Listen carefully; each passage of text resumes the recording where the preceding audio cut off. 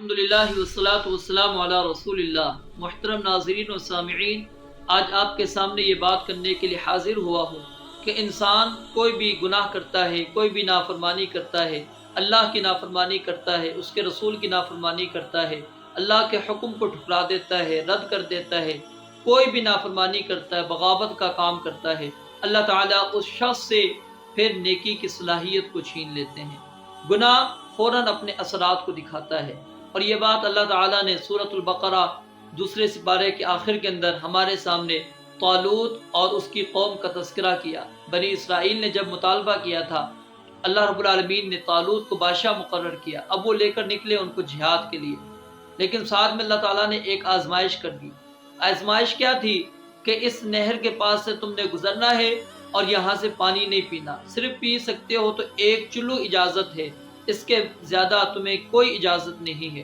لیکن قوم والوں میں سے اکثر نے اس میں سے پانی پی لیا۔ جب پانی پیا، اب کیا ہوا؟ اللہ کے حکم کی خلاف ورزی کی، اللہ کے حکم کی خلاف ورزی کی، گناہ کیا۔ اب اللہ رب العالمین نے جہاد جیسے عظیم عمل کو ان سے چھین لیا۔ فلما جاوزہ هو والذین آمنوا معه قالوا لا طاقت لنا اليوم بجالوت وجنودہ۔ تو جب اس نہر کو پار کیا تو کیا کہنے لگے؟ اب ہمارے پاس طاقت نہیں ہے لڑنے کی، صلاحیت نہیں ہے، اب ہم نہیں لڑ سکتے۔ پہلے مطالبہ کیا کہ اللہ بھیج، ابعث لنا ملکا نقاتل فی سبیل اللہ، ایک بادشاہ متعین کر، ہم اس کے ساتھ مل کے لڑنا چاہتے ہیں۔ اور کہا کہ دیکھو تم لڑو گے نہیں۔ کہا کیوں نہیں لڑیں گے؟ وقت اخرجنا من دیارنا وابنائنا، ہمیں اپنے گھروں سے نکال دیا گیا ہے، ہمارے بیٹے چھین لیے گئے، ہمیں جلا وطن کر دیا گیا ہے، ہماری اولادوں کو قتل کر دیا گیا ہے، ہمارے بچوں کو قیدی بنا لیا گیا، ہم کیوں نہیں لڑیں گے؟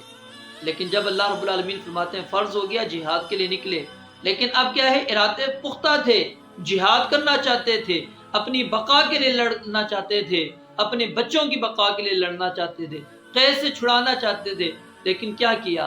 نافرمانی کی۔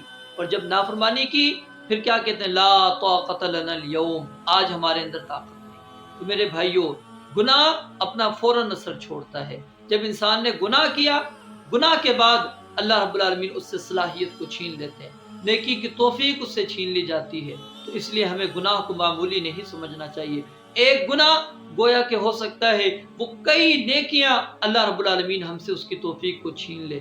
اللہ رب العالمین سے دعا ہے رب العالمین ہمیں اپنی بغاوت سے، اپنی نافرمانی سے، اللہ رب العالمین کی اور اس کے رسول کی نافرمانی سے اللہ تعالی ہمیں محفوظ فرمائے، اللہ تعالی ہمیں گناہوں کی زندگی سے دور فرمائے۔ وآخر دعوانا ان الحمد للہ رب العالمین۔